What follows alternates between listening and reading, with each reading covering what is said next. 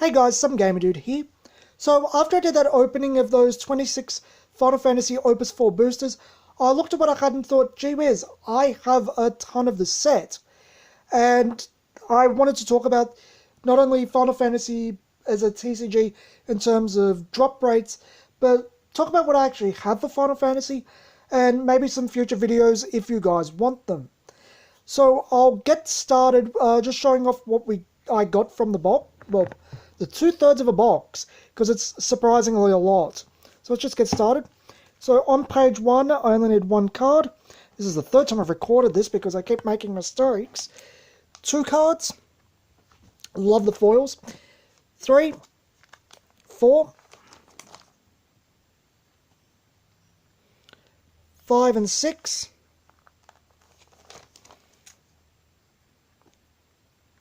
7.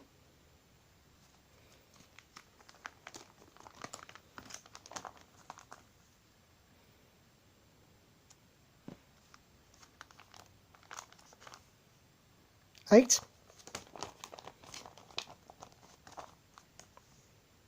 9. 10. 11. 12.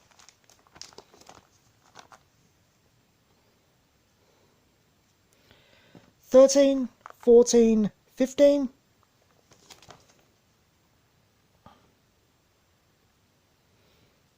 16. 17.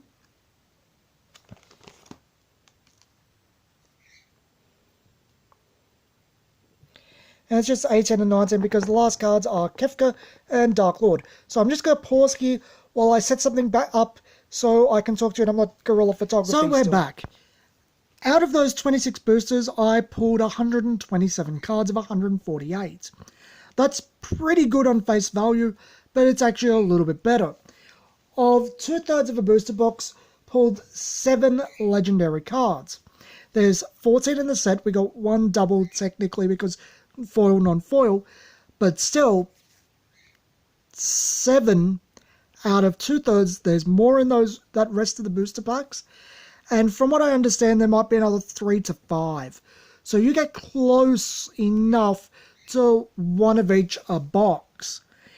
It might actually be one of the most friendly card games in terms of affordability, and I don't think enough people give kudos to games or a praise to games for being affordable. They seem to be really interested in games effectively screwing over the consumer because my value. I've got a hot take about that. I'll get around to a hot take video eventually. Anyway, these are the 2 decks I started the game with. As you may remember from the earliest episodes of this channel, bought the Final Fantasy X deck, bought the 13 one because I liked how it played from what it looked like, and it looked to be better than the 10 deck in terms of play. I did 1 tournament, and the promo I got is that Sephiroth promo. It's in the back of this deck, because I used the saves for something else. I think it was, I don't know actually. But yeah, that was the Sephiroth promo I got that day. It's the non-foil version. I think it's a decent $10 card now. Anyway, last time I mentioned, well, not last time, in a recent video I mentioned that I played the Cloud and Sephiroth decks. Now I did that on Untap, and I really enjoyed it, and that's what got me interested in playing this game again. After I played on Untap, I went out and bought them. Yeah, that was kind of what started the rabbit hole of Final Fantasy. I've already taken them out and slaved them. I haven't shuffled them or anything, so they're in the order they came in when they were purchased. So here's the Sephiroth deck. I'm not going through it right now. If you want, I can do a video going through the decks. It's kind of like an opening, I guess, but not really. I guess it'd just be a discussion video. Sorry. I ate before I did this. And this is the Cloud one. Now, I just want to go over something before I go forward. That is what a full art looks like in Final Fantasy. I'm not sure how common they are. I think they might just be for special things or they're hard to pull cards. But can we just take a moment to recognize but that keeps falling over and I've got to get a better backdrop. But that is a really good full art. One problem I have with Force of Will is that they really cheap out in the full arts in that it's just the standard black with a filter, well, not a filter, a effects turned on to have a stroke white. And it's really hard to read. Having it white stroked black, it is much more legible. That's what I do in my own work. I didn't realize Final Fantasy did it. I think it looks much nicer. It's much easier to read. And yeah, this is actually fairly close to how my full arts look. Except I still have the bar up the top like Force of Will does, because I need the colours there. But the picture will be in front. Yeah, they move the category down, as you can see, as a comparison. I think the full arts look really nice. I just want to state something about the artwork for Final Fantasy for a moment. A lot of people really, really dislike it. And that's their prerogative. They're entitled to like and dislike whatever they like. I don't get the argument that it's cheap, especially when the game is affordable.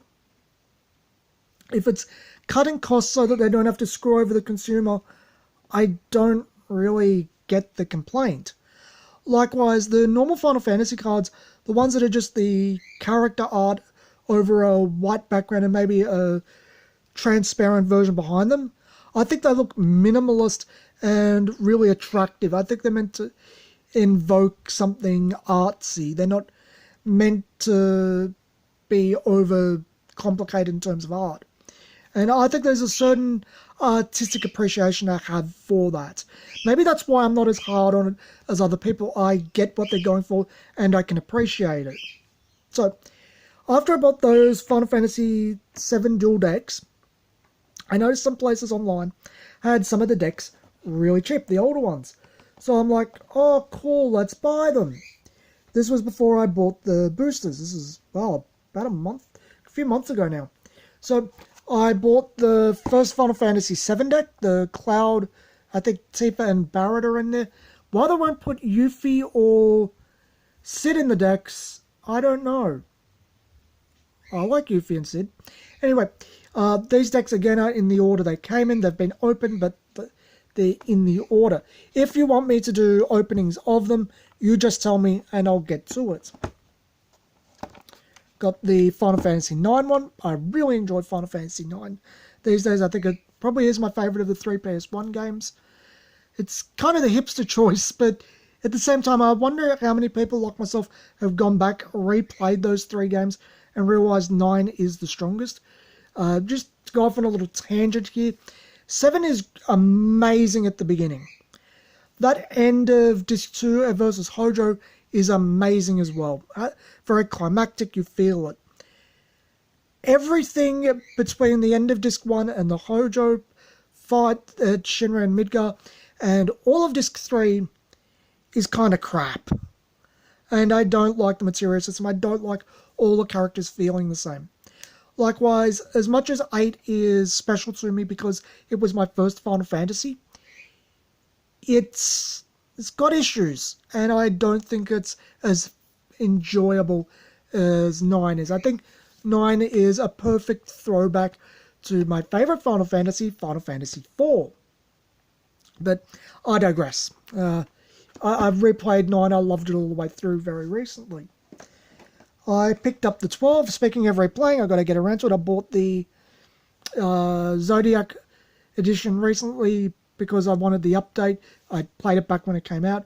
Still got to get around to it. I'm playing Xenoblade Chronicles Definitive Edition at the moment, though. Having a lot of fun with that. But it's pretty much the same game conceptually. Just like Dot Hack. It's a multiplayer online game, but it's one player.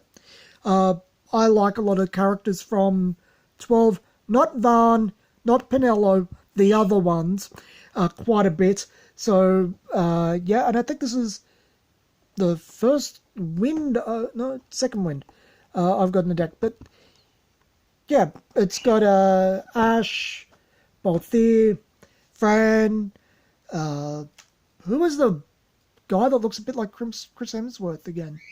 Jeez, I forget his name. And then the other Final Fantasy VII deck. Despite having the mixed opinions, apparently I do like it enough, and well, at least the characters, to keep buying the product. Anyway, as I said, if you want me to do openings of, well, not so much openings, but looking over these decks, I'm more than happy to do that. I will not stretch it out like I did the openings for the booster packs. I will just put them up one a week, and then the dual decks is a big video. I'll probably do those first anyway. But if you want it, say so in the comments. I know one of my channel regulars, one of my friends, has said they actually like my openings because I just don't go all card, value, etc. They actually like me talking about the cards, even though it's extremely time consuming. So if you like that, you tell me in the comments and I'll get on it. It won't take me very long at all to make it up. So anyway, that's all I really have to say on the subject today. This video is probably about 12 minutes long anyway. Thanks for watching, and I'll see you guys next video.